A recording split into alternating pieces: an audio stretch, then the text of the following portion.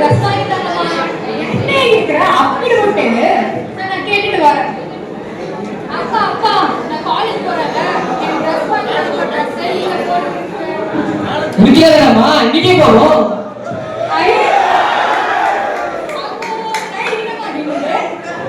அதான் உங்க அப்பா ஷாப்பிங் கூட்டு போற சொன்னாங்க. அங்க போயிட்டு எல்லாம் சாப்பிடலாம். அப்போ பீஸா பர்கர் இதெல்லாம் சாப்பிடலாமா? பீஸா பர்கர் என்ன, சிக்கன் பிரியாணி மட்டன் அது இது சொல்லுடி. ஐ அப்பா அம்மா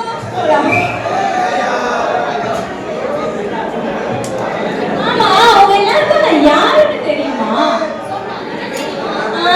நக்கலு. நான் தான் விதி. இவ்வளவு சந்தோஷமான குடும்பத்துல நான் விளையாட்டு பாக்குறீங்களா?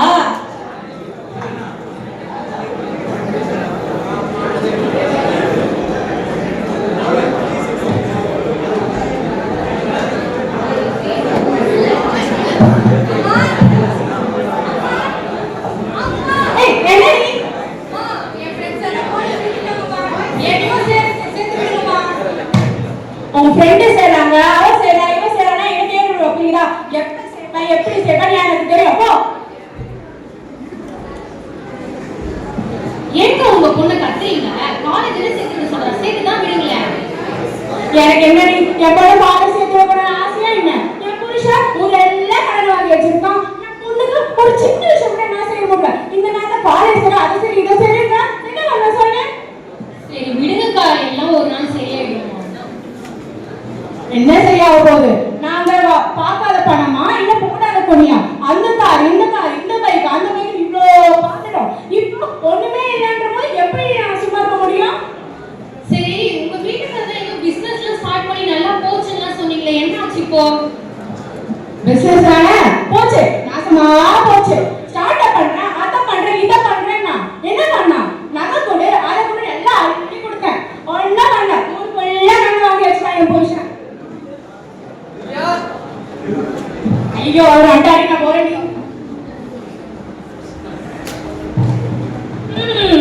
பிசினஸ் பண்றதுக்கு காசு வேணும், பொண்ணு காலேஜ் காசு வேணும், காசு காசு காசு எல்லாருக்கும் காசு வேணும். காசு பணம் பிரியா, நம்ம ஏரியால யாரும் கட்டுப்படி விடுறாங்களாமா. நான் போய் நம்ம பொண்ணுக்கு ஃபீஸ் கட்ட கடன் வாங்கிட்டு வரேன். எது மறந்தே படனா? ஆமாம்மா, என் கையில சுத்தமா காசு இல்ல. நான் பாத்துக்கிறேன், போய் ஃபீஸ் கட்ட எப்படியாச்சும் கட்டுறேன். மறந்தே படனா சொல்லு சொல்லு அடை போயிட்டு இருக்காரு. கடனை வாங்காத அடைக்க ஒண்ணும் பண்ண மாட்டார். ஒரு கடனை வாங்கினா இன்னொரு கடனை அடைக்க முடியும். ஒரு கடனே வாங்கிட்டு என்னதான் பண்ணு இந்த மனுஷன் வேலையே.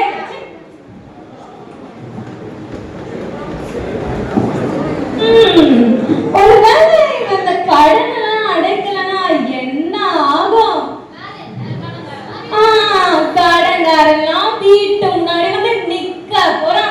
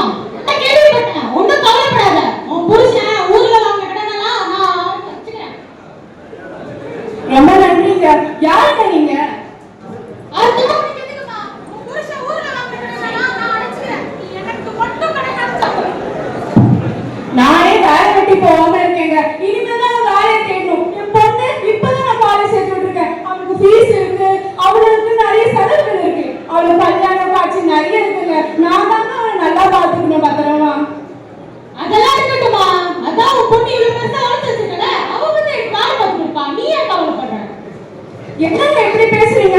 படிக்கிற பிள்ளைங்க அவ எப்படிங்க இந்த வேலை செய்வா? நான் பாத்துக்கிறேங்க அவள. அதெல்லாம் நான் பாத்துக்கிறேன். என்னங்க இப்படி ஓடிட்டு போறீங்க? ஏங்க அவளுக்கு சூதுவாள் கூட தெரியாதுங்க, இப்படி ஓடிட்டு போறீங்களேங்க. இங்க கேட்க யாருமே இல்லையா? வாங்க ஏங்க. உங்க பொண்ணு படிக்கிற காலேஜ்ல ஆன்டி ஹியூமன் டிராபிக் செல்லுன்னு இருக்கு. அந்த செல்லோட ஒன் ஆஃப் த மெம்பர் தான் நானு. உங்களுக்கு என்ன நடந்தது ஏது நடந்தது நான் எல்லாமே கேள்விப்பட்டு தான் நான் வந்திருக்கேன். ஃபர்ஸ்ட் நீங்க குழம்பாதீங்க, பதட்டப்படாதீங்க, பொறுமையா இருங்க. என்ன நடந்தாலும் நம்ம பாத்துக்கலாம். என் பொண்ணு இப்ப யாரும் கூட்டிட்டு போயிட்டாங்க, கண்ணு வெட்டிக்காரன் அந்த காரன்ட்டு.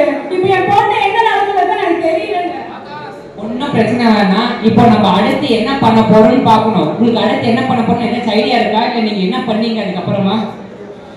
அவங்க கூட்டிட்டு போயிட்டாங்க, என் பொண்ணை கண்டதுல அவங்க கூட்டிட்டு போயிருக்காங்க.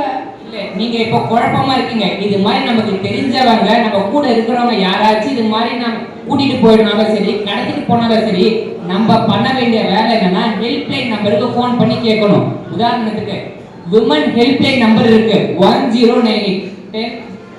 Sorry, women helpline number 181, child helpline number 1098 1098. ஏன் ஆன்டி ஹியூமன் டிராபிக் செல்லுக்குன்னு ஹெல்ப்லைன் நம்பர் இருக்கு தெரியுமா உங்களுக்கு? 01123438252. இந்த ஹெல்ப்லைன் நம்பருக்கு ஃபோன் பண்ணி நம்ம கேட்டோம்னா அடுத்து என்ன பண்ண போறோம்னு அவங்க நமக்கு ஐடியா கொடுப்பாங்க. அது பிரகாரம் நம்ம நடக்கலாம். இப்ப இந்த நம்பர் கால் பண்ண என் பொண்ணு கிடைப்பாளாங்க? டெஃபினட்டா கிடைப்பாங்க. இப்போ அடுத்து என்ன பண்ண போறோம்னு நான் சொல்றேன். நம்ம கூட இருக்கிறவங்க இந்த மாதிரி கடந்து போயிட்டாலும் கூட்டிட்டு போயிட்டாலும் நம்ம ஃபர்ஸ்ட் ஏரியாவுக்கு பக்கத்துல இருக்க லோக்கல் போலீஸ் ஸ்டேஷன்ல போய் கம்ப்ளைண்ட் பண்ணணும். கம்ப்ளைண்ட் பண்ணா இதுக்குன்னு இந்திய அரசியலமைப்பு சட்டத்தின்படி லா சட்ட திட்டங்கள் எல்லாமே இருக்கு. அது பிரகாரம் அவங்க ஆக்ஷன் எடுப்பாங்க. உதாரணத்துக்கு ஐபிசி செக்ஷன் 370 இருக்கு, 370A இருக்கு, immoral prevention of traffic act இருக்கு. இது பிரகாரமா ஆக்ஷன் எடுப்பாங்க. ஏன் நம்ம போக்சோ ஆக்ட் இருக்கு. 18 வயசுக்கு கீழே உள்ள பெண்களை கடத்திட்டு போயிட்டாங்கன்னா போக்சோ ஆக்ட் மூலமா நம்ம நடவடிக்கை எடுக்கலாம். இது மாதிரிலாம்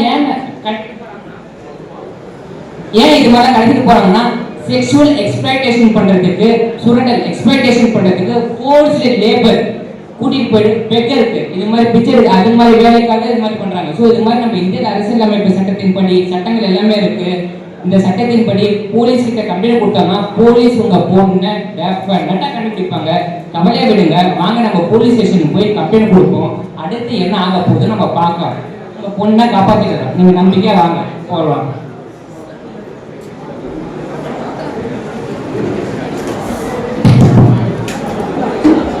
இப்போ நம்ம காலேஜ்ல ஆன்டி ஹியூமன் டிராபிக் செல் இன்ஸ்டாலேஷன் இன்னைக்கு நடந்திருக்கு. இந்த செல் மூலம் இங்க நாங்க கூத்துப்பட்ட பண்ணதும் இது மாதிரி ஒரு செல் இருக்குன்னு பண்றதுக்காக. ஸோ இந்த செல் மூலமா இந்த இன்ஸ்டாலேஷன் மூலமா இந்த ப்ரோக்ராம் மூலமா நம்ம ஒரு உறுதிமொழி ஒன்று ஏற்போம். ஆஸ் அ யங்ஸ்டர்ஸா நம்ம இளைஞர்களா ஸ்டூடெண்ட்ஸா நம்ம எல்லாருமே தெளிவா இருக்கணும். இந்த மாதிரி நம்ம கான்ஷியஸா இருக்கணும். கான்ஷியஸா இருப்போம். நான் சொல்றதை நீங்க எல்லாமே ரிப்பீட் பண்ணுங்க.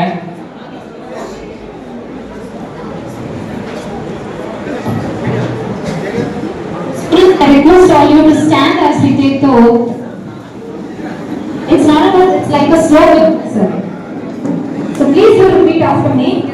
Youth is power of the nation. Let's join hands together against exploitation. Once more. Youth is power of the nation. Let's join hands together against exploitation. Thank you, Elizabeth.